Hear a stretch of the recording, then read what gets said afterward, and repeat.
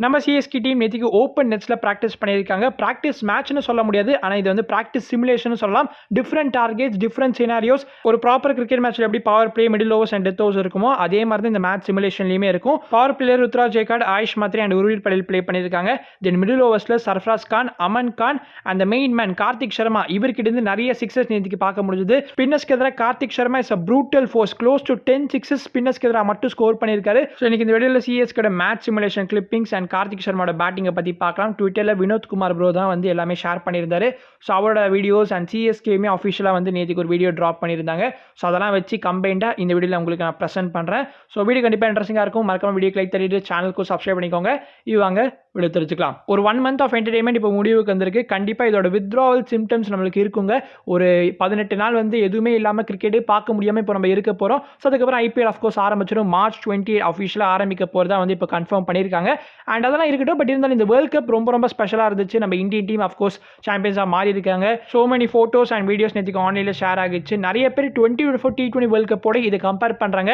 அது டோட்டலி டிஃப்ரெண்ட்ங்க. அதில் வந்து ரோஹித் சர்மா, விராட் கோலி மாதிரி பிளேயர்ஸ்லாம் வந்து அவங்க கடைசி வேர்ல்ட் கப்பை ப்ளே பண்ணியிருந்தாங்க. 2023 ODI வேர்ல்ட் கப்பில் ஒரு ஹியூமிலேஷனுக்கு அப்புறமா நெக்ஸ்ட் இயரே வெஸ்ட் இண்டீஸ்க்கு போயிட்டு ட்ராஃபி லிஃப்ட் பண்ணது கண்டிப்பாக ஒரு வேற லெவலான மொமெண்ட் தான். 2024 இந்தியன் டீம் ஸ்டேட்மெண்ட் கொடுத்தாங்க வேர்ல்ட் கிரிக்கெட்டுக்கு. 2026 இந்தியன் டீம் அவங்களோட டாமினன்ஸை வேர்ல்ட் கிரிக்கெட்டுக்கு ஷோ பண்ணாங்க. எனக்கு என்ன பண்ணியா இருக்குன்னா, ட்விட்டரில் ஆஸ்திரேலியா அண்ட் இங்கிலாந்து ஃபேன்ஸ்லாம் கதறிட்டு இருக்காங்க. இந்த இந்தியன் டீம் எல்லா ஐசிசி ஈவெண்ட்ஸ்லையும் வின் பண்ணிட்டு இருந்தாங்கன்னா கிரிக்கெட் ஒரு போரிங் ஸ்போர்ட்டாக மாறிடும். மற்ற டீம்ஸ் வின் பண்ணதானே ஒரு காம்படிட்டிவ் ஸ்போர்ட் மாதிரி இருக்கும். இந்தியாவே ஜெயிச்சிட்டு இருந்தால் எப்படி பார்க்க முடியும் அப்படின்னு கேட்குறாங்க. 1999, 2003, 2007 பேக் டு பேக் கன்சிஸ்டன்ட்டாக ஐசிசி ட்ராஃபீஸை ஆஸ்திரேலியன் டீம் லிஃப்ட் பண்ணிட்டு இருந்தாங்க. அந்த டைமில் போயிட்டு யாராவது ஆஸ்திரேலியாவே எல்லாத்தையும் ஜெயிச்சிட்டு இருந்தால் எப்படி எங்களால் பார்க்க முடியும்னு கேட்டிருந்தாங்கன்னா நீங்கள் என்ன பதில் கொடுத்துருப்பீங்க? ஸோ எப்பவுமே ஒரு டீமுக்கு ஒரு கோல்டன் பீரியட்னு சொல்லிட்டு ஒன்று இருக்கும். ப்ராபப்ளி இந்தியன் டீமுக்கு அந்த கோல்டன் பீரியட் இப்போ தான் போல. நெக்ஸ்ட் வரப்போ ஒரு ODI வேர்ல்ட் கப்பும் வின் பண்ணாங்கன்னா அதை நம்ம கன்ஃபார்மே பண்ணிக்கலாம். ஃபைனல்ஸ் மாதிரியே இல்லை ப்ரோ அப்படின்னு சொல்லி தான் நிறைய பேரோட கருத்தாக இருந்துச்சு. எனக்கே மேட்ச் பார்க்குறப்போ நியூசிலாந்து கிட்ட ஒரு கேரக்டரோ இல்லை ஃபைட்டோ பார்க்க முடியல. ரொம்ப ஈஸியாகவே வந்து விட்டு கொடுத்த மாதிரி தான் இருந்துச்சு. இந்தியன் டீம் நிறைய ரெக்கார்ட்ஸுமே கிரியேட் பண்ணியிருக்காங்க. T20 வேர்ல்ட் கப் ஹிஸ்டரியில் for the first time hosting nation win பண்ணியிருக்காங்க. And back to back T20 world cups வந்து ஃபார் த ஃபர்ஸ்ட் டைம் ஒரு டீம் வின் பண்ணியிருக்காங்க. தல தோனி 2007, ரோஹித் சர்மா 2024 அண்ட் சூரியகுமார் யாதவ் 2026. ஸோ நம்மளோட வேர்ல்ட் கப் வின்னிங் கேப்டன்ஸ் லிஸ்ட்டில் இப்போ சூரியகுமார் யாதவுமே ஆட் ஆகியிருக்காரு. உங்களுக்கு இதில் எது ஸ்பெஷலான வேர்ல்ட் கப்னு கண்டிப்பாக கமெண்ட்ஸில் போடுங்க. டோர்னமெண்ட்டோட ஃபர்ஸ்ட் ஹாஃபில் மேட்சஸே ப்ளே பண்ணாத சஞ்சு சாம்சனுக்கு இப்போ பிளேயர் ஆஃப் த டோர்னமெண்ட் அவார்டை பிரசென்ட் பண்ணியிருக்காங்க. பும்ராக்கு கொடுத்துருக்கலாமேப்பா அப்படின்னு சொல்லி நிறைய பேரோட கருத்து இருந்துச்சு. எனக்குமே பும்ரா கொடுப்பாங்கன்னு தான் தோணுச்சு. But let's be honest, Sanju Samson வந்ததுக்கு அப்புறமா இந்திய டீம் அசால்ட்டாக அந்த 200+ டோட்டல்ஸ்லாம் போஸ்ட் பண்ணிட்டு இருந்தாங்க. சஞ்சு ஒன்று குரூப் ஸ்டேஜ் மேட்ச்ல இந்த 80s 90s ஸ்கோர் பண்ணல. சூப்பர் 8 மேட்ச்ல வெஸ்ட் இண்டீஸ்க்கு எதிராக 97 ஸ்கோர் பண்ணாரு. தென் இங்கிலாந்துக்கு அகேன்ஸ்ட் செமிஃபைனல்ஸ்ல 89 அண்ட் ஃபைனல்ஸ்ல 89. ஸோ அப்படிங்கிறப்போ கண்டிப்பாக அவருக்கு கொடுத்ததுல தப்பே கிடையாது. டூபே த்ரூ அவுட் இந்த வேர்ல்ட் கப்ல நிறைய கேமியோஸ் ப்ளே பண்ணியிருக்காரு. ஃபைனல்ஸ்ல கூட லாஸ்ட் ஓவரில் நீங்க பார்த்துருப்பீங்க, ஜிம்மி நீஷம் 3 விக்கெட்ஸ் எடுத்திருந்தாரு. அவர் நல்ல ஒரு ஃபார்ம் ரிதம்ல இருந்தாரு. அவருக்கு எதிராக வந்து ஒரு 20 ரன் ஸ்கோர் பண்ணியிருப்பாரு. ஸோ டூபேயோட கான்ட்ரிபியூஷனுமே கண்டிப்பாக வைட்டலா இருந்துச்சு. அதை நிறைய பேர் நோட் பண்ணி அப்ரிஷியேட் பண்றதை பார்க்கறப்போ ரொம்ப மகிழ்ச்சியா இருக்கு.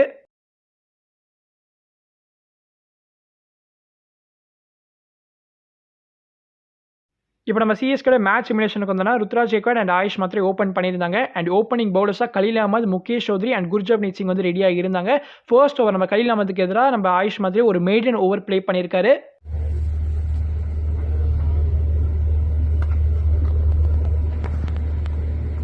சரியான pull shot by Ruturaj Gaikwad against Mukesh Choudhary. So இது வந்து செகண்ட் ஆர் தேர்ட் ஓவரில் வந்து அடிச்சார்னு நினைக்கிறேன். ருத்ராஜ் வந்து ஃபர்ஸ்ட் இனிஷியல் ஓவர்ஸில் வந்து ஃப்ளூவெண்ட்டாக இல்லைன்னு நம்ம வினோத் குமார் ப்ரோ சொல்லியிருக்காரு. பட் அது எண்ட் ஆஃப் த செஷன் அவர் வந்து திரும்ப ஸ்பின்னர்ஸ்க்கு எதிராக வந்து நல்லா ப்ளே பண்ணியிருக்காரா. அண்ட் ருத்ராஜ் ஒரு லாங் பேட்டிங் செஷனில் இருந்திருக்காரு. எல்லா பிளேஸுமே அந்த ஓப்பன் நெட்ஸில் ப்ராக்டிஸ் பண்ணதுக்கு அப்புறமா கிளம்பிட்டாங்க. பட் ருத்ராஜ் மட்டும் நெட்ஸில் வந்து திரும்ப ஒரு 45 to 1 hour பேட்டிங் பண்ணியிருக்காரு. ஸோ ருத்ராஜ் ப்ரீவியஸ் சீஸை கம்பேர் பண்ணுறப்போ இந்த வருஷம் இனிமேல் டிட்டர்மைண்ட் அண்ட் ஃபோக்கஸ் தான் இருக்காரு. ஸோ பார்க்கலாம் என்ன பண்ண போறாரு இந்த வருஷம்னு. பதவே சிஎஸ்கே கேம்ப்ல அமன் கான் அண்ட் ஷேயஸ் கோபால் வந்து ஜாயின் ஆகிட்டாங்க. ஸோ இப்போ சிஎஸ்கே கேம்ப்ல எல்லா டொமஸ்டிக் அண்ட் இந்தியன் பிளேஸுமே இருக்காங்க except Sanju Samson and Shivam Dube. Then 8 overseas பிளேஸுமே ஜாயின் ஆக வேண்டியது இருக்கு. அப்படியே நம்ம மெயின் மேன் கார்த்திக் சர்மாக்கு வந்தோம்னா இவ்வளோ நாட்களாக பெருசாக நெட்ஸில் பேட் பண்ணல அப்படின்னு தான் நம்மளுக்கு செய்தி வந்துச்சு. நெட்ஸில் ரீசனாக தான் பேட் பண்ண ஸ்டார்ட் பண்ணாரு. அதுவுமே நம்ம வினோத் குமார் ப்ரோ தான் ஷேர் பண்ணியிருப்பாரு. நம்ம சேனலில் கூட அதை அப்டேட் பண்ணியிருந்தோம், ஒரு வீடியோ கூட போஸ்ட் பண்ணியிருந்தோம். கண்டிப்பாக ஒரு இன்ஜுரிக்கு அப்புறமா ஒரு பிளேயர் கிட்ட ரஸ்டினஸ் தெரியும். ஆனால் அந்த சீன்லாம் இங்கே இல்லப்பா அப்படின்னு சொல்ற அளவுக்கு கார்த்திக் சர்மா பேட் பண்ணியிருக்காரு.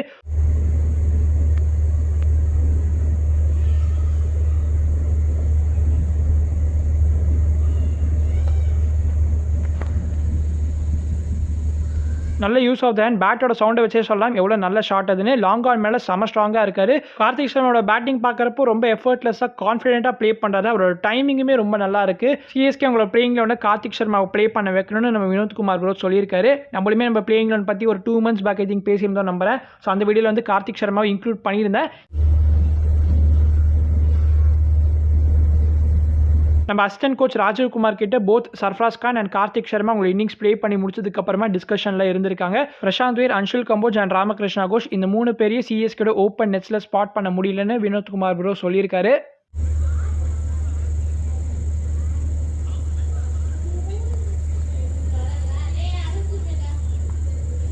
ஆரம்பத்திலே சொல்லியிருப்போம் ருத்ராஜ் ரொம்ப ஃப்ளூவெண்ட்டாக ப்ளே பண்ணலன்னு. ஸோ இனிஷியல் ஓவர்ஸில் கலீல் அஹமத் கிட்ட மிட் ஆனில் கேட்ச் கொடுத்துட்டு போயிட்டாரு. செகண்ட் டைம் பேட்டிங் வந்தப்போ ஸ்ரேயஸ் கோபால் கிட்ட ரிவர்ஸ் ஸ்வீப் அட்டெம்ப்ட் பண்ண போய் அவுட் ஆகியிருக்காரு. டியூரிங் த ப்ராக்டிஸ் தான் இந்த மாதிரி இம்ப்ரோவைஸ் பண்ணுறதுக்கு டைம் கிடைக்கும். ஸோ ருத்ராஜ் இந்த மாதிரி ஷார்ட்ஸ் ப்ளே பண்ணுறதுல தப்பே கிடையாது. நிறைய பேர் இதை வந்து ரொம்ப கிரிட்டிசைஸ் பண்ணுறாங்க, எதுக்காக இந்த மாதிரிலாம் ப்ளே பண்ணுறது, நார்மலாக ப்ளே பண்ணாலும் ருத்ராஜால் ரன் ஸ்கோர் பண்ண முடியலையா அப்படின்னு கேட்குறாங்க.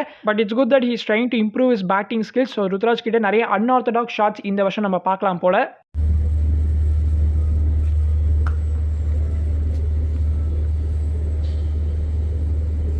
நெட்ஸாப்பே உருவில் படையில் கிரேட் டச்சில் இருந்தார். நிறைய ஹியூஜ் சிக்ஸஸ் ஸ்கோர் பண்ணியிருந்தாருன்னு அனிருத் ஸ்ரீகாந்த் கூட ஒரு வீடியோவில் சொல்லியிருப்பாரு. ப்ரீவியஸாக ஒரு வீடியோ பார்த்துருந்தீங்க இல்லையா? ஸோ உருவில் படையில் ப்ளே பண்ணதிலே ஷார்ட்டஸ்ட் 6 அதுதான். உருவில் படையில் அதே டேரக்ஷனில் மட்டுமே 5 6 ஸ்கோர் பண்ணியிருக்காருன்னு வினோத்குமார் ப்ரோ மென்ஷன் பண்ணியிருக்காரு. ஃபைனலாக இந்த மேட்ச் சிமுலேஷன் ரவுண்ட் அப் இப்போ நம்ம பார்த்தோம்னா கார்த்திக் சர்மா ரொம்ப இம்ப்ரெஸ் பண்ணியிருக்காரு. ஸ்பின்னர்ஸ்க்கு எதிராக நிறைய சிக்ஸஸ் ஸ்கோர் பண்ணியிருக்காரு. உருவில் படையில் தான் செகண்ட் மோஸ்ட் இம்ப்ரெசிவ் பிளேயராக இருந்திருக்காரு. Ruthu and Sarfaraz Khan not much fluid. Ayush மாதிரியும் அங்கங்கே சில சிக்ஸஸ் அண்ட் பவுண்டரி ஸ்கோர் பண்ணியிருக்காரு. பட் அவருமே வந்து ரிதமில் கிடையாது. ஸோ அடுத்தடுத்த நாட்களில் இவங்களாம் எப்படி பெர்ஃபார்ம் பண்ணுறாங்க, ப்ராக்டிஸ் மேட்ச்ல எப்படி ப்ளே பண்ணுறாங்கன்னு பார்க்கலாம். But I'm very happy Kartik சர்மாவோட பேட்டிங்கை பார்த்து. அட் த சேம் டைம் என்னோட பயமும் இப்போ போயிருக்கு. கார்த்திக் சர்மா இவ்வளோ தொகையை கொடுத்து வாங்கியிருக்கோம், எப்படி ப்ளே பண்ண போறாருன்னு தெரியலையப்பா அப்படின்னு ஒரு பயத்தில் இருந்தேன். But is looking good and confident. முடிஞ்சா நான் வேற சில கிளிப்ஸ்லாம் வந்து வீடியோட எண்டில் அட்டாச் பண்ணுறேன். ஸோ அதையும் பார்த்துட்டு போங்க.